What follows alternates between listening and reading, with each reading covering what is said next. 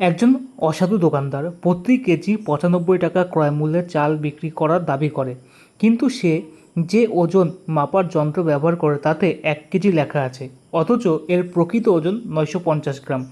সুতরাং ১০০ কেজি প্রকৃত ওজনের চাল বিক্রি করে সে কত টাকা লাভ করবে?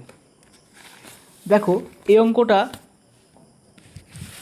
করতে মনে হবে খুবই কঠিন, কিন্তু আমরা যদি সহজভাবে দেখি, এখানে বলছে ১ কেজি চাল হচ্ছে প্রকৃত, ১ কেজি হচ্ছে প্রকৃত ওজন, আর দিয়েছে কত ৯৫০ গ্রাম, এবং দুটোরই প্রতি কেজি কি ৯৫ টাকা, অর্থাৎ ক্রয় মূল্যে বিক্রি করছে। এখানে লেখাই আছে ক্রয় মূল্যে বিক্রি করছে। সুতরাং ১ কেজি মানে আমরা লিখতে পারি ১০০০ গ্রাম। ১০০০ গ্রাম এটার দাম কত হচ্ছে ৯৫ টাকা। আর এটা কি? এটা হচ্ছে আমার সিপি, প্রকৃত ওজন ৯৫ টাকা। কিন্তু দোকানদার কী করছে, ৯৫০ গ্রাম দিচ্ছে এবং সেটার দামও সে ৯৫ টাকা, অর্থাৎ ক্রয় মূল্যেই বিক্রি করছে, কিন্তু এটা আমাদের এখন সেলিং প্রাইস হয়ে যাচ্ছে।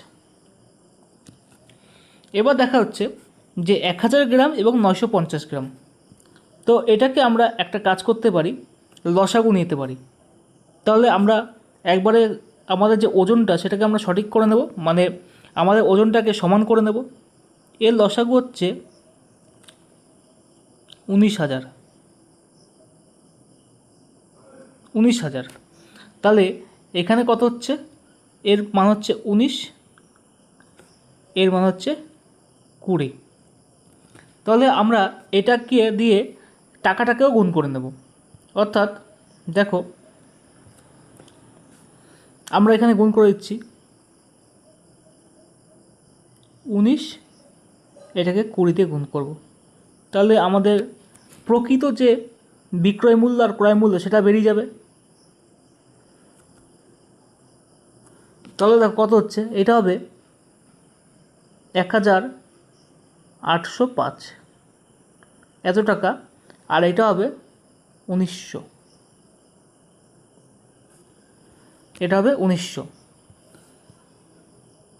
তো দেখো এখানে আমাদের আবার দেখো বলে দিচ্ছি, এইটা কিন্তু আমাদের সিপি ছিল, তাহলে এটা আমাদের সিপি বেরোলো, এটা আমাদের এসপি ছিল, এটা আমাদের এসপি মানে বিক্রয় মূল্যই বেরোলো। এবার দেখো এই দুটোর মধ্যে পার্থক্য হচ্ছে ৯৫ টাকা, অর্থাৎ যদি আমরা ১৯,০০০ থেকে মানে এসপি থেকে সিপি বাদ দিই, তাহলে কত বেরোবে? এটা হচ্ছে ৯৫ টাকা আমাদের লাভ বেরোবে, ৯৫ টাকা আমাদের লাভ বেরোবে। তাহলে লাভটা কিসের ওপর হচ্ছে? এত টাকা আমার লাভ হচ্ছে, লাভটা হচ্ছে আমাদের ক্রয় মূল্যের ওপর। আমরা যদি বলি যে আমরা যদি ঐকিক নিয়মে করি, আমাকে ১০০ কেজির মানটা বের করতে বলেছে, আমরা যদি ঐকিক নিয়মে করি, এটা কিন্তু গ্রাম একক, কারণ আমরা এগুলো সবকটাকে গ্রাম এককে কনভার্ট করেছিলাম। তো আমরা যদি বলি যে ১৯,০০০